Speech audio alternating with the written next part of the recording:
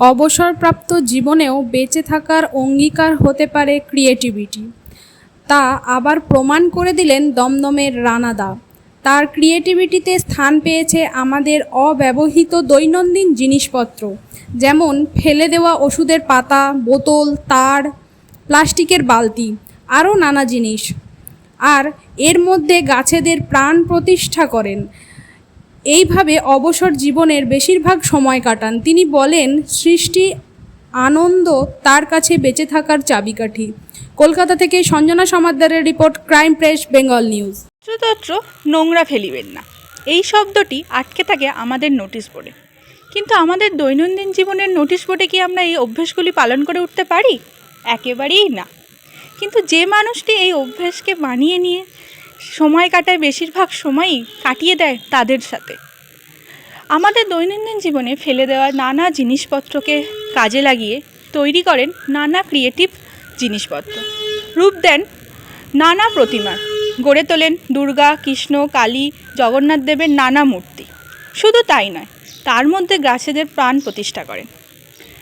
তাছাড়াও তার মধ্যে রয়েছে নানা দেশি বিদেশি মাছের সম্ভার। আমি সেই মানুষটার কথাই বলছি। তিনি হলেন দমদমের অধিবাসী পার্থসারথী গাঙ্গুলি। আজ আমি এসে উপস্থিত হয়েছি তার বাড়িতে। আসুন জেনে নেওয়া যাক তার ক্রিয়েটিভ জিনিসপত্র তিনি কিভাবে বানিয়ে তোলেন। ক্যামেরায় মলয়ের সাথে সঞ্জনা সমাদ্দারের রিপোর্ট, ক্রাইম প্রেস, বেঙ্গল।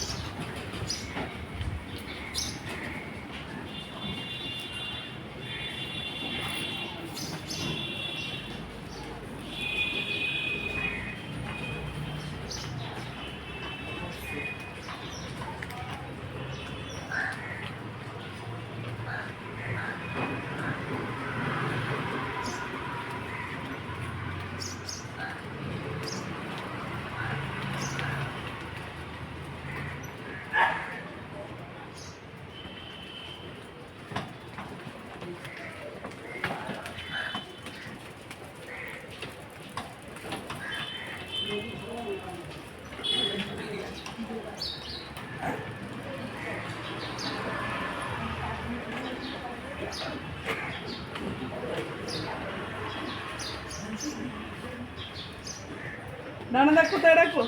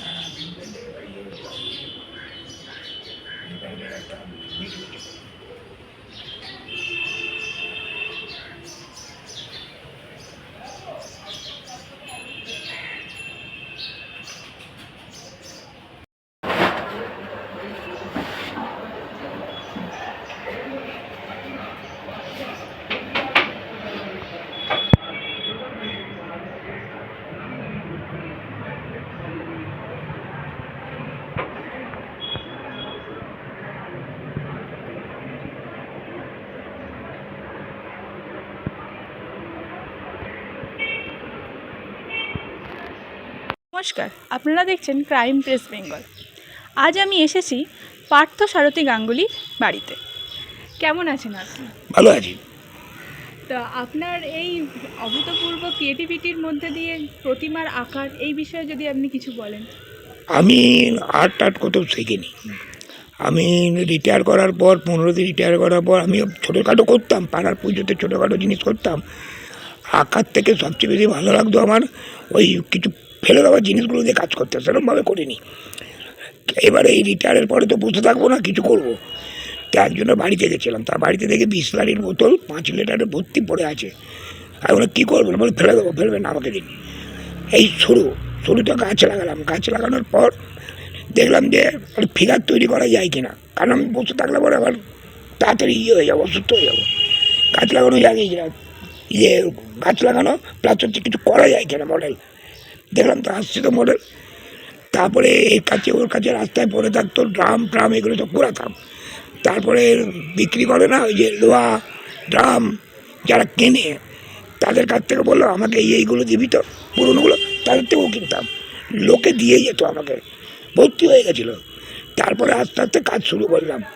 কী করে করলাম, কী করে আমি জানি না। আমার একটুকু আমি জানি যে আমার যখন কাজ করি 2 হাতে আমার বিশ্বকর্মা ব্যবহার করে।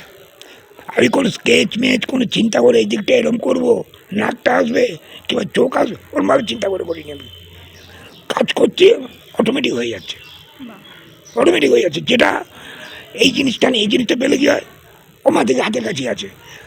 আর হচ্ছে কি, কোনো জিনিস আমি ফেলে দিতাম না, একটু জিনিস তুলে রেখে দিতাম, ওটা কোনো একটা মূর্তিতে কাজে লেগে যেত। কিন্তু করতে আমি এইগুলো আরম্ভ করলাম, দেখছি হচ্ছে। তবে বেশিরভাগ হচ্ছে ঠাকুর দেবতারটা এসে যাচ্ছে। কেন হচ্ছে শিখিনি তো, ভগবান তো করছে, ওই জন্য ভগবানের জিনিসগুলি আসছে। ওই যে বিশ্বকর্মাও আছে, তারও আছে। আসল কথা কি, আমি কোনো লক্ষ্য নিয়ে, একটা লক্ষ্য হচ্ছে যে ফেলে দেওয়া জিনিসগুলো দিয়ে এগুলো হয়। এটা যদি সবাই যদি করতো, এরকম না হলেও যদি করে তার বাড়ির সামনেটা সাজাতো গাছটা দিয়ে, দেখতে ভালো লাগতো। দেখতে যদি ভালো লাগে, মনে সুন্দর থাকে। একটা আবর্জনার জায়গায় এরকম আমি দেখেছি যে আবর্জনা তার পাশে বাড়ি, আবর্জনা তার পাশে পাড়া, দেখতে কীরকম লাগে। মানুষের মনগুলো সেরকম হয়ে যায়, বাচ্চাগুলো বিশেষ করে। সুন্দর জিনিস দেখতে দেখতে তারাও তো একটা সুন্দর মনের মধ্যে অধিকারী হবে। আমার দরকার নেই, আমি কাজ করতে পারছি না, জায়গা নেই, ওই দেয়ালে পর্যন্ত করে দিয়েছে। এখানে স্কুল আছে 2টো, স্কুলের বাচ্চারা যায়, তা বাচ্চারাও তো দেখতে 100 জনের মধ্যে অন্তত 10 জন যদি আগ্রহী হয়, সেটাই তো ভালো। আমরা দেখলাম এশিয়ান হেরিটেজে আপনার এই ক্রিয়েটিভিটি তকমা পেয়েছে, তার সুন্দর মুহূর্ত যদি থাকে কিছু শেয়ার করেন আমাদের সাথে। ভালো লাগে। আর কি, আমি তো এইসব ওই তকমা হ্যান নিয়ে উদ্দেশ্য নিয়ে করিনি। আমি করতাম পরিবেশের চিন্তা করে, আর 2 করতাম নিজেকে ফিট রাখার জন্যে। আর নিজের সৃষ্টি করলে যে আনন্দটা পাওয়া যায়, সে সৃষ্টি সুখের উল্লাসের সৃষ্টিটাই আমার ভালো লাগতো, আর কিছুই না। আর বয়সের ভারে তো আপনি কাজ করে চলেছেন অবসরপ্রাপ্ত জীবনে, কিন্তু এই সমস্ত বিষয়গুলি যদি সংরক্ষণ করা যেতে পারতো, সেই বিষয়ে কি ভবিষ্যতে কিছু পরিকল্পনা করেছেন? না, আমি একটু প্রথম কথা, নিজের বয়স হচ্ছে কেউ বললে পারে আমার মনের বয়স, শরীরিক বয়স যদি আমি ঠিক রাখি না, বয়স তো একটা ঠকা মাত্র। আমার থেকেও বয়স অল্প যাদের, তারাও হচ্ছে বুড়ো হয়ে বসে আছে ঘরে, তারাও বুড়ো হয়ে বসে আছে। কিন্তু আমি কখনো ভেতরে আনতে যাই না যে আমার বয়স হয়েছে, আমি পারবো না। এই 2.5 মাস আমি বিছানায় শুয়েছিলাম, গলায় ইনফেকশান হয়ে। তারপর উঠে কাজ আরম্ভ করেছি, ডাক্তার বলে যে হ্যাঁ কাজ করবেন। ধুয়ো দিয়ে কাজ করতাম, ধুনো জ্বালিয়ে, কারণ প্রচণ্ড মশা। আমি যখন কাজ করতাম বাগানের ওই গাছের কিংবা গলিতে বসতাম, আমার কোনো ঘর নেই, আমি কাজ করতাম ওই গলিটায় বসে আমার। আর মশা ভর্তি, ওই তখন ওই ধুনো জ্বালিয়ে আমি কাজ করতাম। তাতে কি হচ্ছে, ধোঁয়া তো ভেতরে গেছে। দিনের পর দিন ওই তেজপাতা পড়তো, তেজপাতা শুকিয়ে ছোবড়া দিয়ে জ্বালিয়ে আমি করতাম কাজ, বসে চলে যেত। তারপরে এবার করতাম, তারপর ডাক্তার বলছে ধোঁয়ার থেকে দূরে থাকুন।